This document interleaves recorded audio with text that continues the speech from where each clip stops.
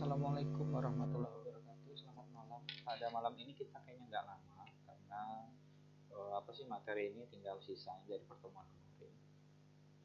Nih, aspek yang harus bisa dilihat dalam SRS ya, atau Specification Requirement System, itu yang pertama ada fungsinya ya, pasti ya. Entah itu fungsi dari sistemnya, entah itu sifat sistemnya, entah itu datanya, intinya fungsi dari segala macam yang kita perlukan dalam menjalankan sistem tersebut. Kemudian ada non-fungsi, ada dependability, ergonomic, performance, dan ada yang terakhir constraint. Nah, atribut penulisan SRS yang baik itu pertama ada satu, benar atau correct. Benar jika dan hanya jika setiap kebutuhan yang dinyatakan dalam dokumen merepresentasikan atau menggambarkan sesuatu yang disyaratkan dari setiap sistem yang bangun. Kemudian ada tepat, precise, berpengaruh pada pengambilan hasil perancangan dan pembuatan software requirement design. Kemudian ada unambiguity. Jadi kalau ambigu itu bermakna lebih dari satu. Kalau unambiguity ini berarti spesifik ya, tidak bermakna lebih dari satu. Setiap permintaan harus punya satu interpretasi atau hanya ada satu arti dalam satu kalimat. Nah, maksudnya spesifik ini.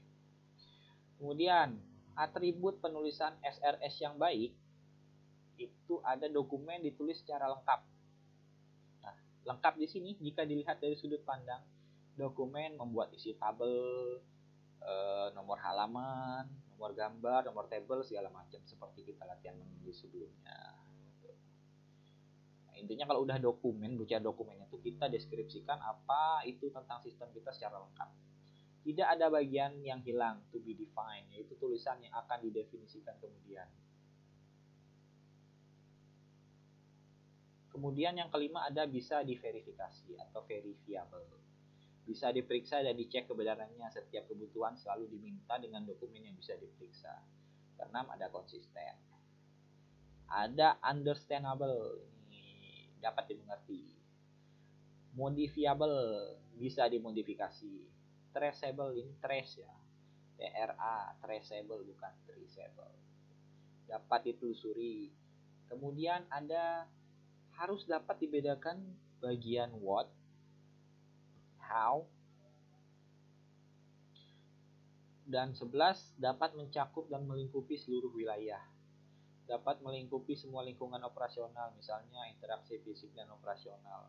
Bisa menggambarkan sistem seperti yang dilihat oleh pemakai. Dokumen ditulis secara harus toleran. Bisa melihat terhadap ketidaklengkapan, ketidakpastian, dan ketidakkonsistenan. Yang terakhir harus bisa dilokasi dengan sebuah coupling, yaitu pasangan yang hubungan ketergantungan antara dua model sistem tersebut yang tidak terlalu erat. Kalau kita bicara tentang penggunaannya, pertama kali orang yang terlibat dalam pembuatan SRS itu otomatis pengguna ya. Dimana kita kalau mau membuatkan sesuatu pasti kita menyesuaikan dengan kebutuhan penggunanya. Penggunanya mau A kah, mau B kah. Kemudian ada klien, yaitu perusahaan yang membuat sistem. Nah, bedanya apa sama user? Kalau user itu penggunanya, sedangkan klien ini perusahaannya. Sistem analis yang biasa melakukan kontak teknik pertama dengan klien, bertugas menganalisis persoalan, menerima requirement, dan menulis requirement. Yang keempat ada software engineering. Nah, ini yang bekerja setelah kebutuhan sistem dibuat. Jadi biasanya setelah sistem analis itu berhasil mengerjakan tugasnya, kebutuhannya ini segala macam berdasarkan hasil analisis dia, biasanya semua itu akan diserahkan kepada software engineering atau dikoordinasikan dengan software engineer agar dapat dibangun sistemnya. Kelima ada programmer, penerima spesifikasi perancangan sistem membuat modul dalam bentuk modul. Nah, programmer ini juga sama, pasti kerjasama dengan analis tadi, karena dia pasti kan memperhatikan atau membuat program itu berdasarkan apa yang analis tadi sudah lakukan. Ada test integration group yang melakukan tes dan mengintegrasi modul. Kemudian ada maintenance group yang memantau dan merawat performance system yang dibuat. Kemudian ada technical support, pengelola atau manage pengembangan sistem, termasuk konsultan atau orang yang mempunyai kepandaian lebih tinggi.